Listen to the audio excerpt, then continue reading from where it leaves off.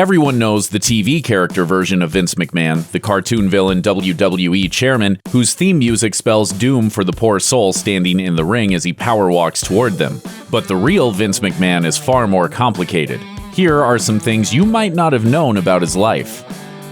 McMahon's parents split before he was a year old, setting him up for an impoverished youth growing up in a trailer park in North Carolina. Young Vince would not meet his real father until he was 12, growing up with his mom and a revolving door of violent stepdads until he finally had enough and left home at 14.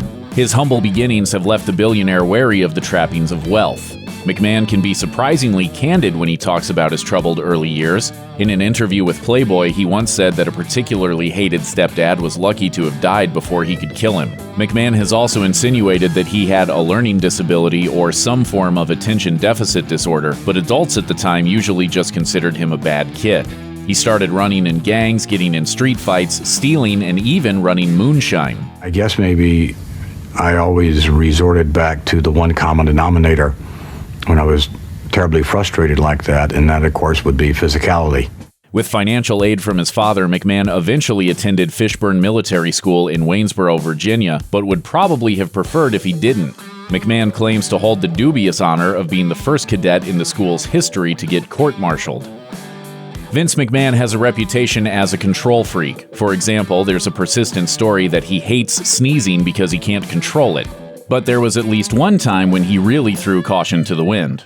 Wrestler Bret Hart's autobiography tells a tale in which some wrestlers were having a blast at an El Paso strip club before taping a show in San Antonio. To their surprise, a very inebriated McMahon is alleged to have joined the party around midnight.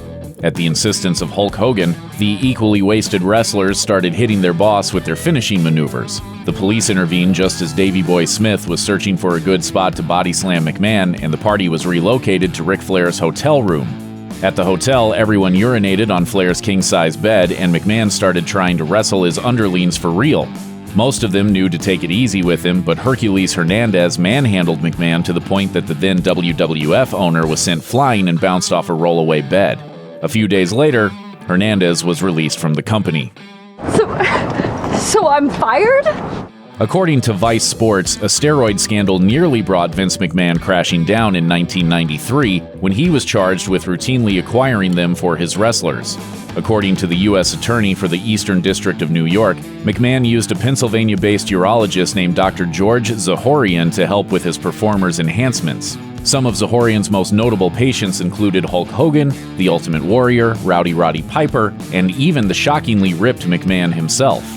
After a powerlifter turned informant, the good doctor implicated the then WWF in his business.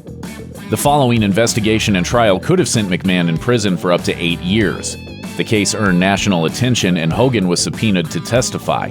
However, procedural errors severely undermined the case, as did allegations that star witness Kevin Nails Wachholtz nursed a personal vendetta against McMahon. It just seems as though they're all ganging up on us all at one time. These are people with access to Grunge? Yes. Only one count of McMahon's assorted charges made it to the jury, and he was acquitted.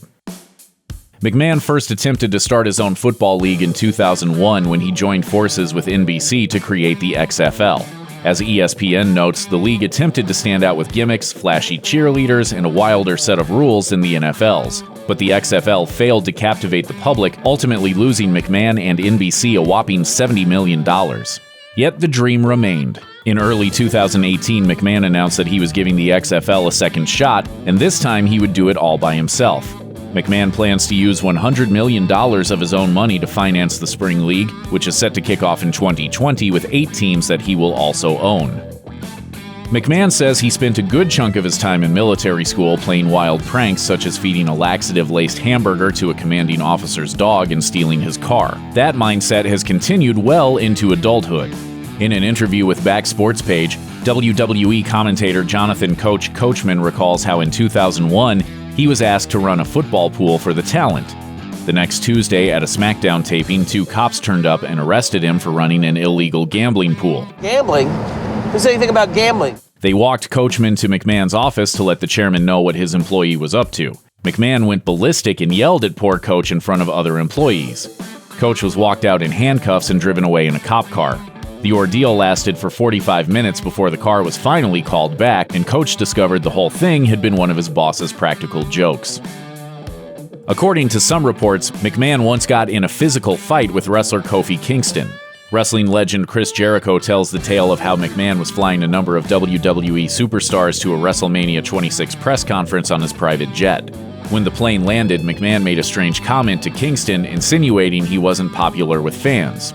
Kingston didn't react at first, but an inebriated Jericho intervened and told his colleague to go back and confront McMahon because McMahon likes people who stand up to him. After a quick exchange of words, McMahon performed a double-leg takedown on Kingston and the two started brawling on the floor of the plane.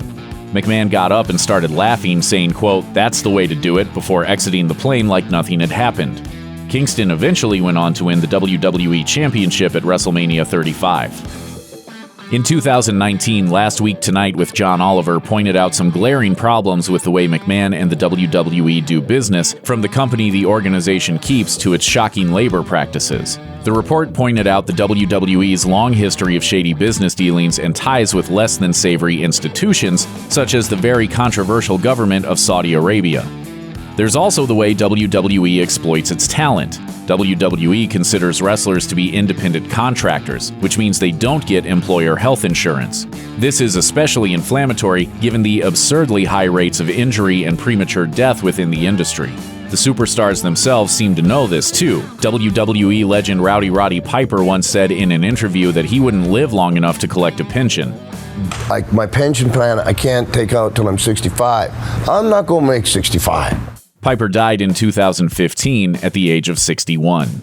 The WWE's response to the report mostly contested the show's claims. The organization even invited Oliver to WrestleMania, which he declined.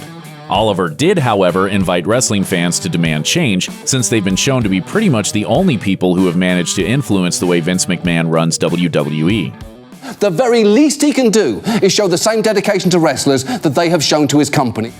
Check out one of our newest videos right here. Plus, even more grunge videos about pro wrestling are coming soon. Subscribe to our YouTube channel and hit the bell so you don't miss a single one.